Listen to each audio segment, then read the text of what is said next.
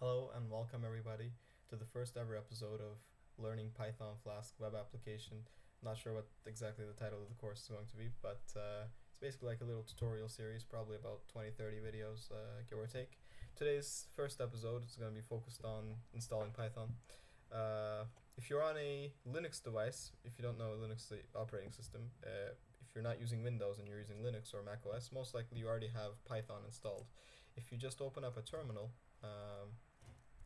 and type Python 3, it should come up this way.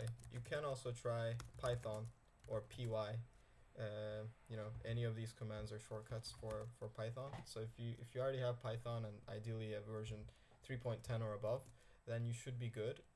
If you happen not to have Python installed for whatever reason, and you're on a Linux device, you can go ahead and, if you're on Ubuntu, for example, sudo apt install Python 3, I think, vice versa. But if you're not on Windows, most likely your way around things.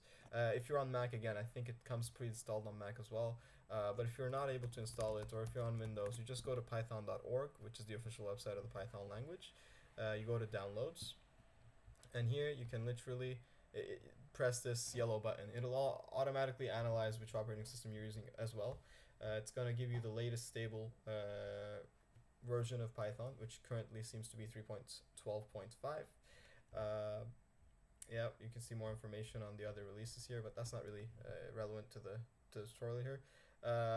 If you're on Windows, you press this one really, but if you can also press this one, particularly for the downloads of Windows. If you just press this one, it'll download basically a file and installer. So if you're on Windows and you don't have Python, by the way that you can check again, if you can open a CMD window, which is if you just here Windows search CMD. You just press your Windows search. I'll try to show it since I'm not on a Windows device at the moment. If you just literally, this is it. You just press the search button and type in CMD or command prompt, type that in, and this should come up. This little thing is what you're going to type: Python 3, py, or Python. If any of these opens up, this section here, this section here, it doesn't say command not found or something like that, or it doesn't direct you to the Windows store, because I know I think Windows 10 or 11 is doing that now. This should pop up, and this should mean you already have Python installed, so you don't have to follow the rest of this video. But for all intents and purposes, if you don't have Python installed, you press this button and it'll get you to a wizard. It's very, very straightforward, easy wizard.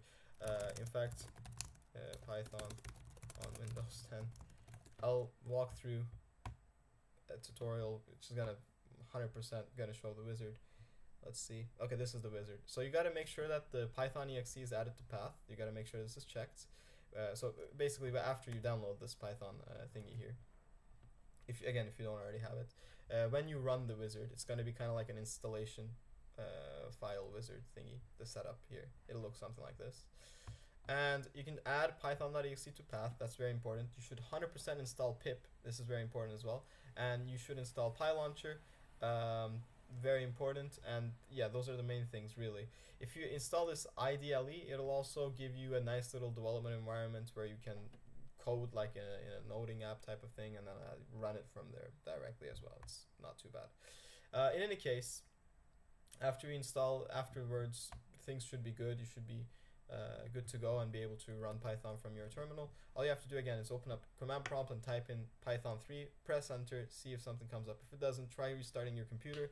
That might be able to help and fix the problem if after an installation it's not showing.